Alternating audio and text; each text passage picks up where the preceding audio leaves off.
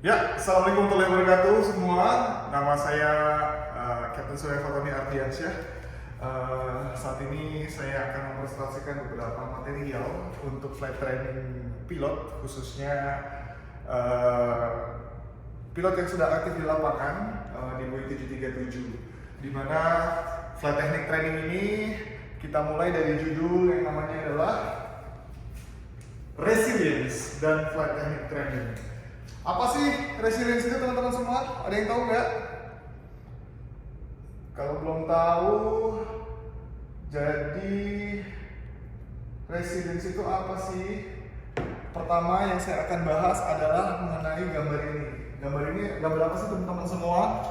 Gambar ini adalah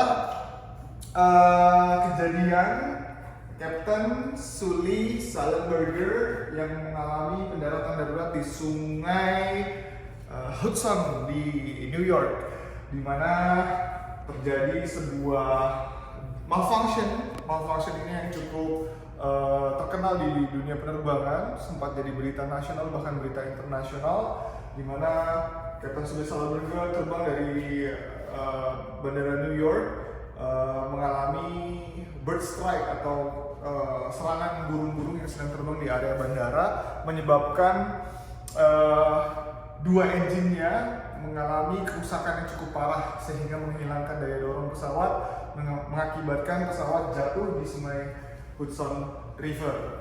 Satu hal yang digarisbawahi dari kejadian ini adalah Captain Sully Sullenberger melaksanakan pendaratan darurat dengan kondisi malfunction yang belum pernah ada sebelumnya, di mana biasanya kita sebagai pilot itu di training di simulator dengan kondisi malfunction yang hanya satu mesin pesawat yang rusak, tapi kali ini dua-duanya yang rusak. Seperti itu ya. Nah, selanjutnya kenapa kok saya bahas ke sini? Karena ini ada hubungannya sama materi yang akan kita bahas, yaitu yang bernama resilience. Apa itu resilience? Jadi ada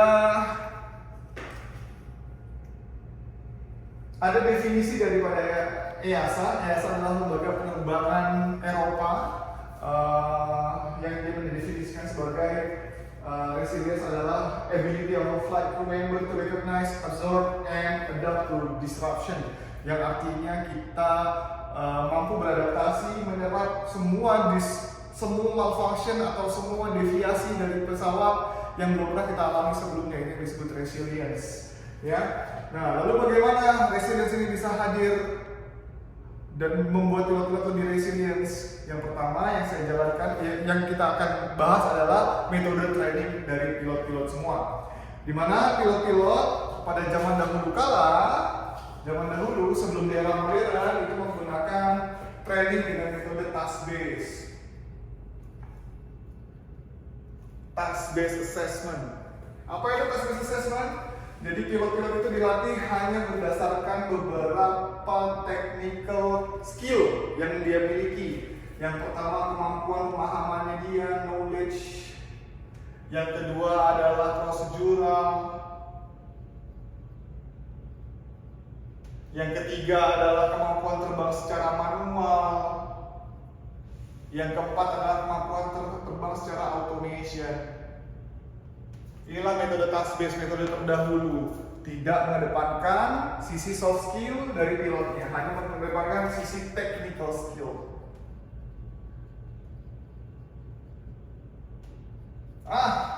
Lalu bagaimana kok bisa pembahasan ini menuju ke resilience dari Captain Sully Sullenberger? Ternyata ditemukan Captain Sully Sullenberger mengambil keputusan dengan cepat dan tepat menyelamatkan semua penumpang dengan aman di sungai Hudson River.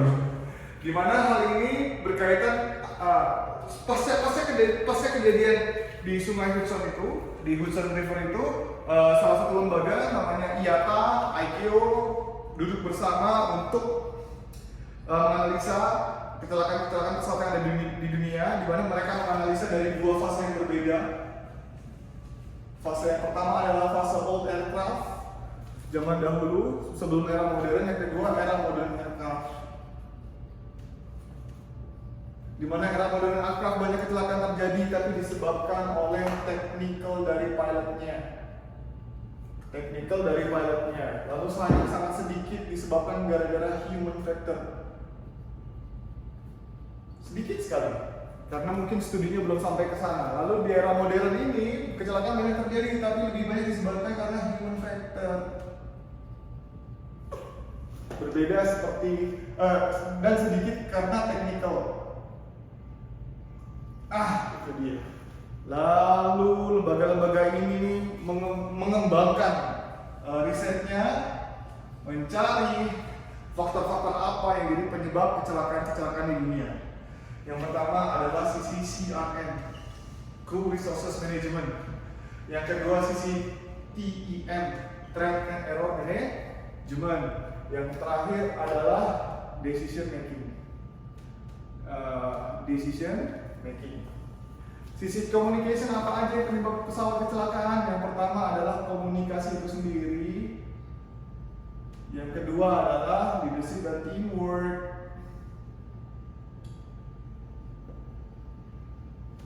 Lalu sisi terkait manajemen dari mana? Situational awareness. Dan yang kedua adalah workload management. Lalu di sisi problem solving dan decision making ada apa? Ada sisi problem solving dan decision making.